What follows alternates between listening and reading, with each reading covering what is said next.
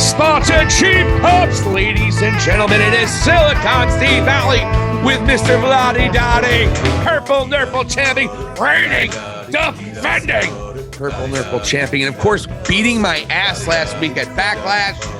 But that's neither here nor there because we're talking about AEW here on High Spots and Cheap Hops. When is it like the war game sort of thing that they do?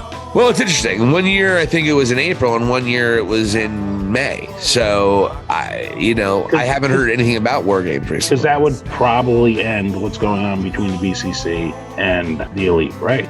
Well, what's interesting is I don't know because Don Callis, this could turn the Elite going a complete opposite way. So Don Callis has to be somehow attached to the BCC, you would think, unless he does what we were talking about before. I'm not sure. I'm really not. I am completely at a loss where Don Callis could go. It's a mystery. But the BCC and the Elite, you thought this would be a multi-month situation. However, they could do the Blood and Guts, or they could do a gimmick match at Double or Nothing. And not to bitch, this is one of the reasons Double or Nothing ticket sales are only at 7,000. They sold 7,000, I think, the first couple of weeks it was on sale. They've only sold about 300 tickets since, 250, 300. And where is that? And where is it? In Vegas? Las Vegas. Yeah, Las Vegas. And I know they spend a lot of focus on All In, but one of the reasons that you only have 7,000 tickets sold and you haven't only sold 300 is that John Mox, Kenny Omega, Young Bucks, Bryan Daniels, none of them are booked yet. The shit's in a week and a half. Or 2 weeks from 2 weeks from tonight when we're recording this. And none of your biggest stars are booked yet.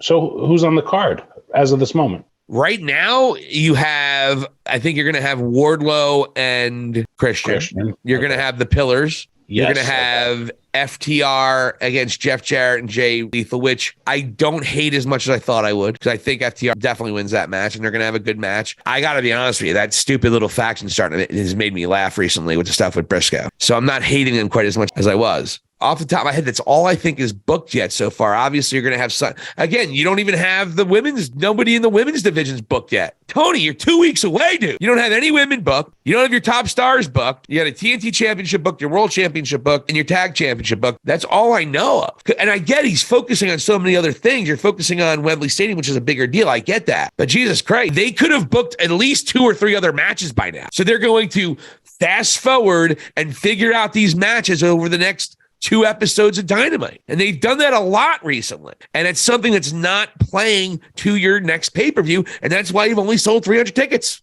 the last 2 months or so. And that's atrocious. That's crazy, especially Vegas. I don't know. I think that they could definitely have been booking this pay-per-view a little bit better. And I think they've not been great booking their pay-per-views as of late.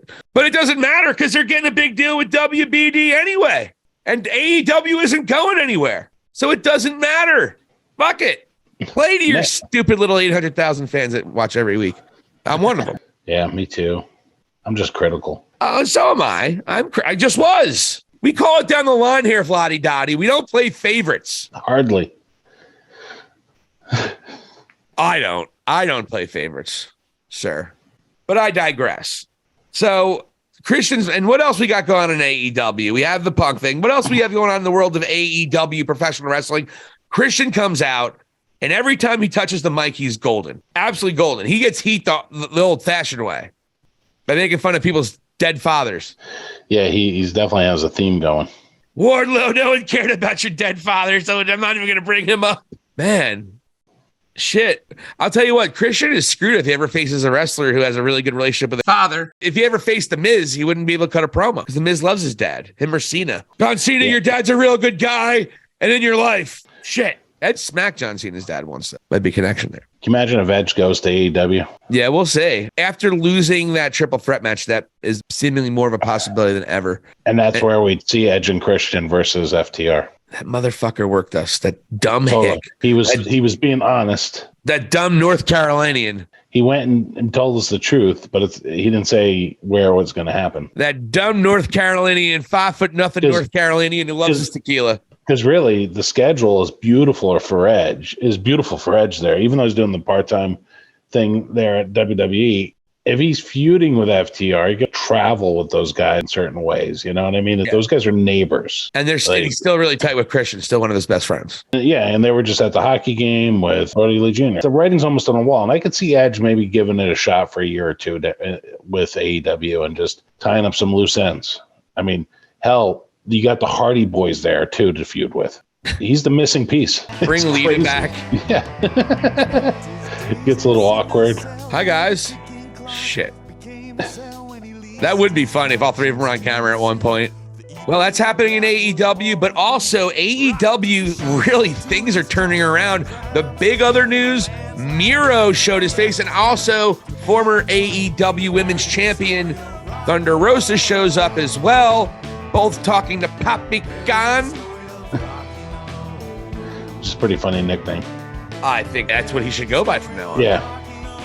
Who would you respect more, Tony Khan or Papi Khan? I'm gonna say Papi Khan. Oh my God. Miro's beard looked in great shape. It did. Strong beard game. So he's back on TV for the first time since All Out last year. So things are really turning around for AEW. There's speculation Andrade will be back soon as well.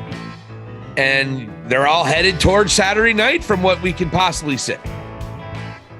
So much for watching High Spots and Cheap Pops. Please hit the subscribe button, comment, share. We want to hear from you.